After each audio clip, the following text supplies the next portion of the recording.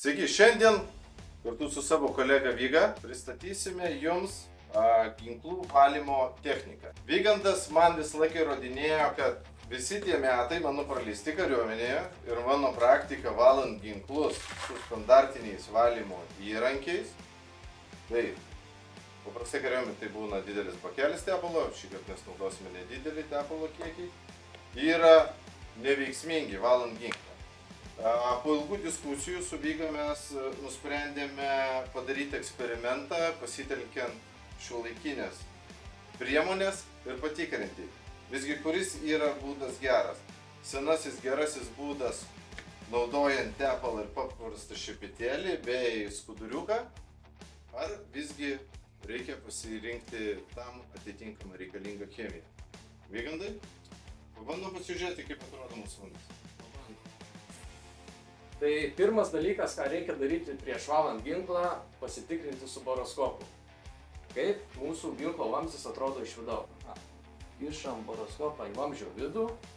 Prašom, pasižiūrėkit. Kas čia pridėmės yra? Čia yra vario likučiai ir nesudegusio ir sudegusio parako likučiai. Tai angliškai tai vadinama karbonu. Tos visos juodos dėmės yra karbonas, o vat gelsos, žalsos ir visokios kitokios yra varis. Tai mums šitus visus apnašas reikia pašalinti. O dabar tada tu man pasakyk, ar šitas apnašas panaikina standartiniai tie paprasti šepetukai, pavyzdžiui, nailoniniai? Viską tu ir išsiaiškinsim. Nu ir tavo vertinimu, čia yra švarus vamzdis ar nešvarus vamzdis? Čia yra vamzdis nešvarus, jį tikrai reikia valyti. Ir aplamai visus vamzdžius reikia valyti reguliariai, jeigu norim išlaikyti gerą taiklumą ir prisižiūrėti savo ginklą, kad jis tarnautų mums visada taip, kaip mes iš jo tikime. Čia daugiau negu 2 kartus į metus? Tas reguliariai. Bijau, kad taip. Tai ką, kaip ir vaizdas aiškus, galim tada pradėti valymą su tavo metodika, ne? Taip, su Lietuvos kariuomenės netgi patvirtinta metodika puikiesiem G36. Okay. Šiandien mes, aišku, naudosime kitą ginklą, bet... Bus įdomu pasižiūrėti rezultatą po. Tai prašau, pradėk. Studija mano. Tai, pradėsime vakaro šou nuo valymo įrankių surinkimo. Kas čia yra? Grūstuvas. Čia šepetėlis koks, nailoninis ar žalvarinis? Žalvarinis. Kažkodėl labai keista, bet komplekte nėra nailoninio. Ir be abejo viską pabaigsime su skudurėliu iš puikios geros paklodės. Tai surinkus grūstuvą norėčiau pradėti nuo formalių dalykų. Nors mes prieš filmavimą patikrinom ginklo saugumo, ar jisai yra saugus, tačiau atsargiai gėdos nedaro. Saugu. Išardysime ginklą.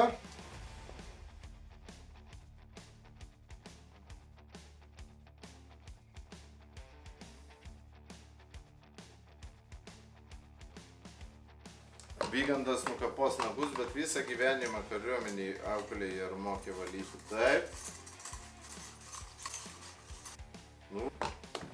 Nėra toks nešvarus. O nuo ko jis nešvarus, taip tau atrodo? Nuo tepalo.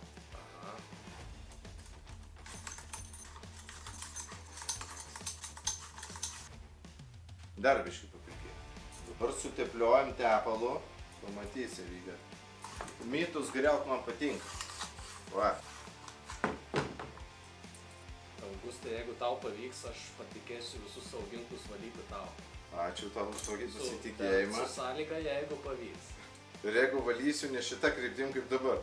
Vertintojas aš būsiu.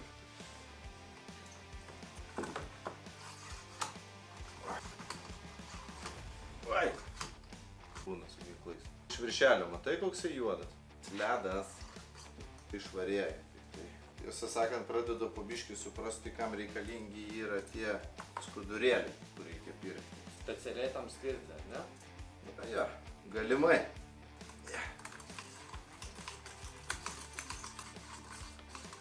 Nu šit taip matau. Neturiu laikrodžio, bet galvoju, spėsim mes šiandien ar ne? Neskubink manęs. Svarbiausia jį yra neužstrigdinti. Ne, čia jau kita metalė.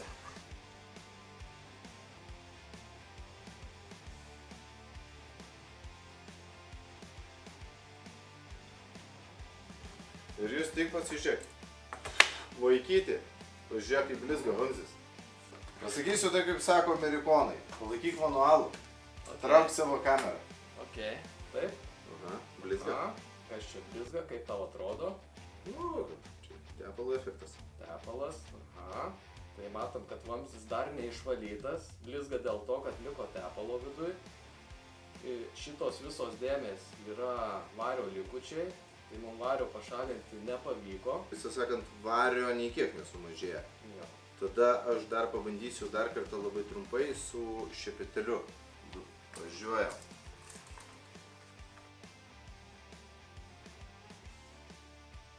Aš kaip ir minėjau, Vygandas mėgsta dovanas. Tad merginos žiūrinčios šį video, nepagailėkite dėmesio Vygandui.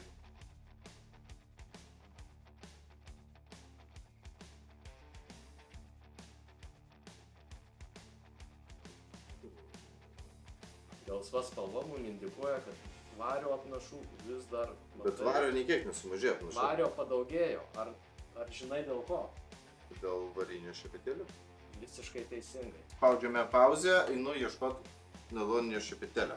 Kadangi mano grūstuvas netiko, o rinkinyje nėra nailoninio šepetėlio, teko pasiskolinti į Vygando šepetėlį. Tad aš senuoju karišku būdu pabandysiu dabar tiesiog damušti visą tai.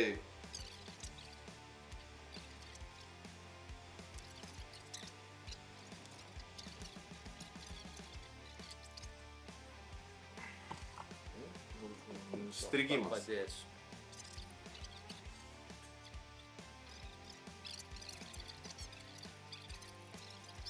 Visai neblogai. Žiūrim Žiūrim. ir bandom.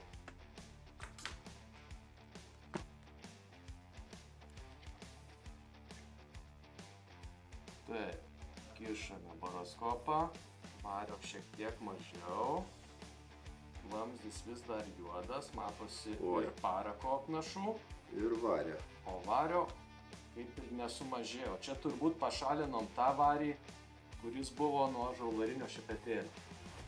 Tai viskas, ką padarėm, nes graižtvos viduje mūsų žalvaris tiesiog blizga ir mūsų akina. Tai ką gali pasiūlyti? Aš manau, negaištam laiko ir pabandysiu parodyti tada šiuolaikinės valymo priemonę. Okay? Bandom. Tai tada šokam pagreitintų būdų, kadangi laiko daug neturim. Tai nenaudosim tam tikrų priemonių, bet esmė yra tokia. Naudojam besisukantį grūstuvą. Grūstuvas su valymo reikmenim judėtų vamzdžio graižtų kryptimi. Tada naudojame džegą ir nailoninį šepetėlį. Valymo servetėlės, specialias pagal kalibrą. Tada skudurėlį. Ir specialų valymo komplektą Toroclean. Susideda iš dviejų dalių. Tai vienas valiklis, kuris atkelia visą purvą, anglį.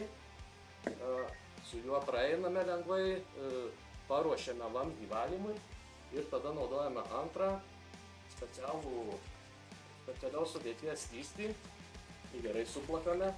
Jis turi šiek tiek abrazyvo ir šalina tiek varį, tiek anglies apnašus. Gerai suplakam, kad neprisidaryti bėdos ant stalo. Sutepame savo šepetėlį ir šūvio kryptimi, taip kaip tu darei iš priekio, šiek tiek atlaisviname paviršutinius visus suodžius ir paruošiame visą paviršių tolimesniam valymui.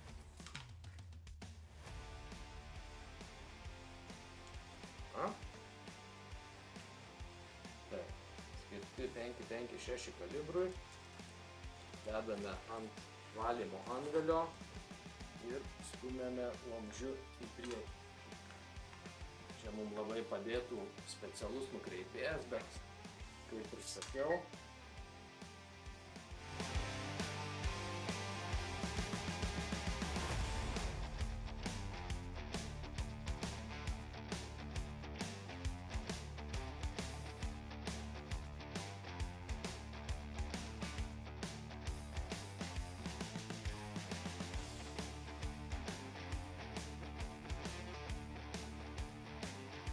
vėl visas suodinas. Nu, brangus malonumas valyti vamzdį. Skudurėlis išsitepė, kadangi tu su Šaru iš Suvalkijos regiono, tai jūs taupate, o neprižiūri. Mes efektyviai naudojam visus resursus turimus. O, naujas terminas, Naujas terminas. apie regioną.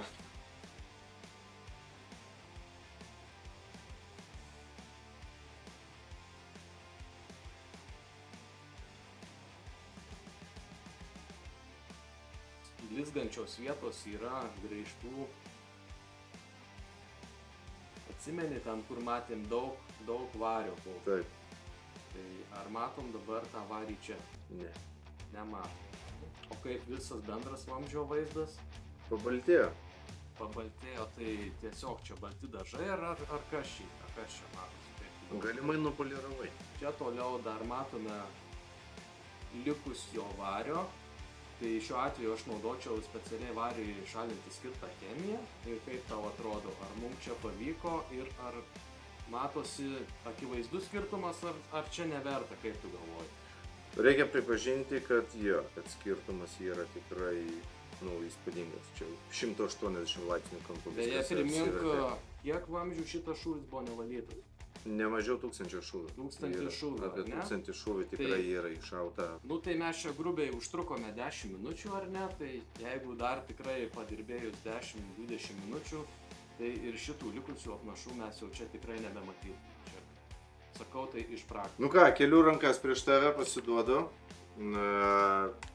Senovinis būdas lauko sąlygom nėra tinkamas, jeigu nori efektyviai prižiūrėti savo nuosavą ginklą, kurį tikrai saugai ir gali.